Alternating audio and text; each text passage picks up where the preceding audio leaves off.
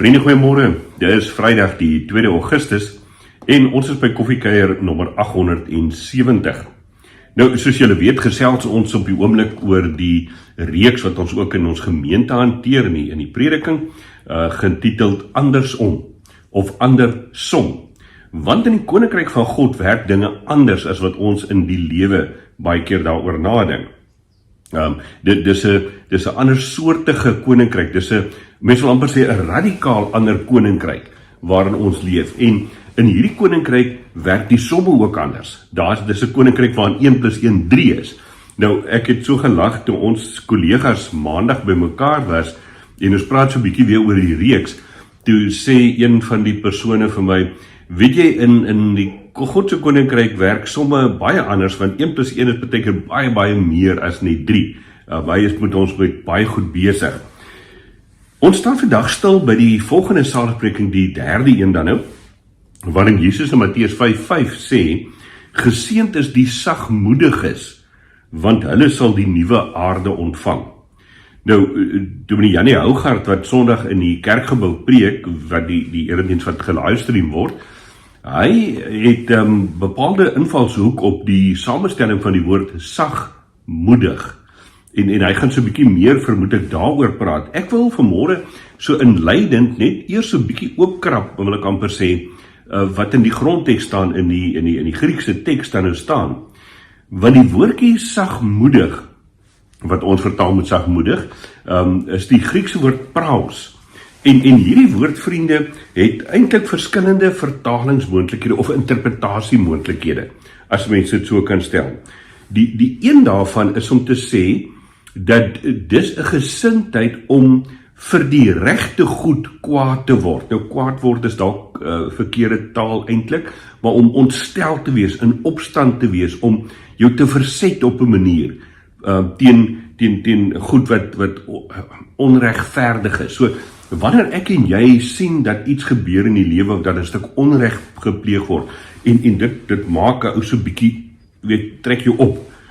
Dis iets van die moontlikhede van die oorspronklike Griekse woord praus, om vir die regte goed kwaad te word.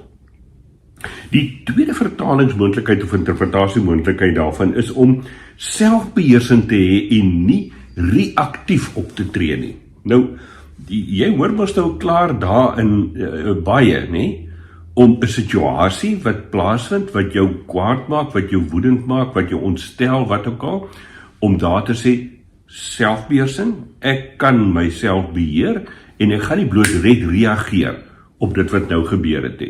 En die voorbeeld daarvan is ons nou in huwelike, tussen ouers en kinders, en bure, vriende, wat ook al, dan gebeur dit en jy wil, en dan sê jy, nee, al asem, ons het al gepraat oor, druk hy pause knoppie, nee, en ek gaan nie nou net reageer daaroor nie. Dis praus.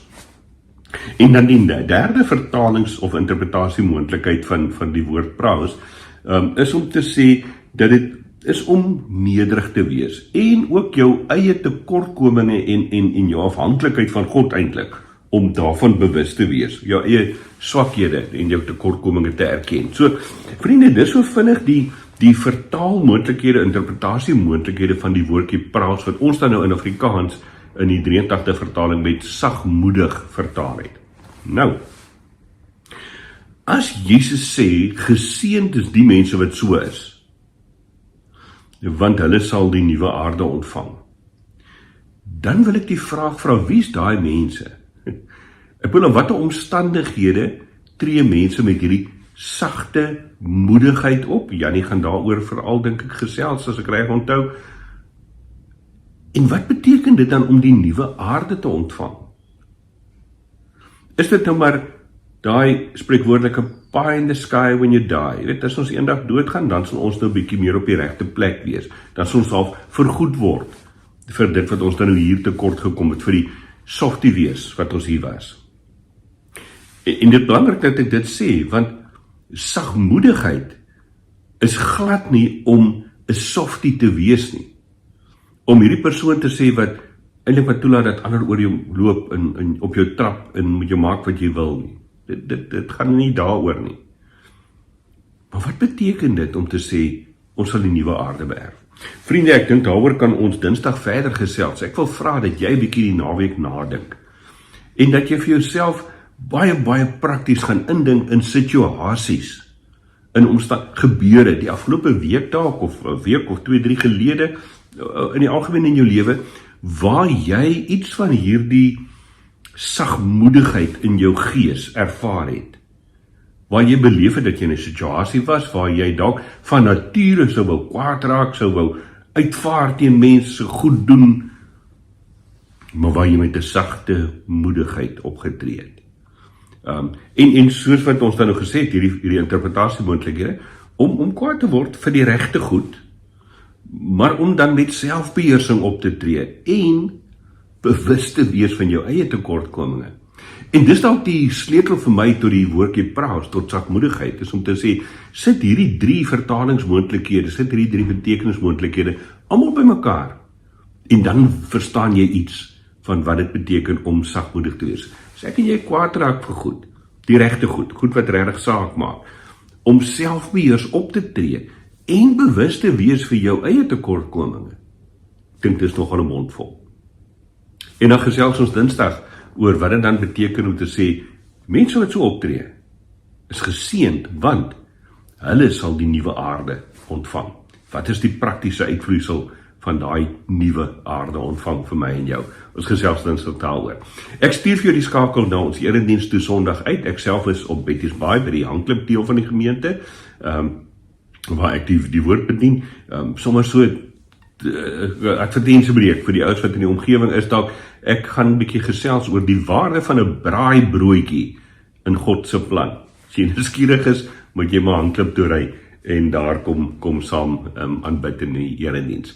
Geniet jou naweek, mag dit 'n mooie wees. Ek en Jean-Marie is vandag en môre gou in Wellington vir 'n ruklank by die Genote College met 'n retreat vir die diensleraar studente, waar ek so 'n bietjie fasilitering van 'n paar studente hanteer, en ons sien uit daarna om sommer net die mooi van die Weskaap te geniet as ons soontoe kan ry en terug kan kom dan ook.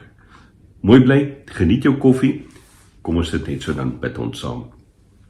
Vader, baie dankie dat ons kan weet dat ons wat deel is van u andersom koninkryk, dat ons geseënd is, dat ons besonder begenadig en gelukkig kan wees, want ons beleef iets van die groter werklikheid van die koninkryk alreeds nou hier.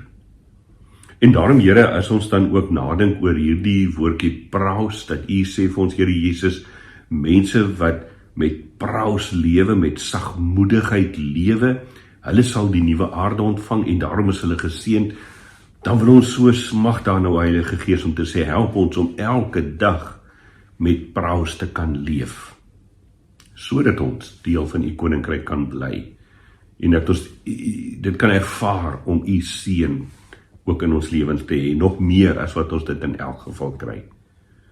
Ja, vir ons 'n bietjie na te dink, Vader, oor die insidente, die geleenthede, die gebeure in ons lewe, waar ons dit met u genade reg gekry het, om so met 'n stuk sagtheid, maar vir die regte goed kwaad wees, maar met selfbeheersing, en ook 'n bewussyn van ons eie afhanklikheid, ons eie tekortkoming, waar ons so geleef het, Here, dat ons so opgetree het, en dat ons ook vanuit daardie optrede sal vorentoe kyk en sê, mag ons altyd dit reg kry, mag die Gees vir ons altyd begenadig, dat ons so lewe. Seën vir ons bid dit, Here Jesus, in u naam. Amen. Mooi loop en ons gesels Dinsdag weer.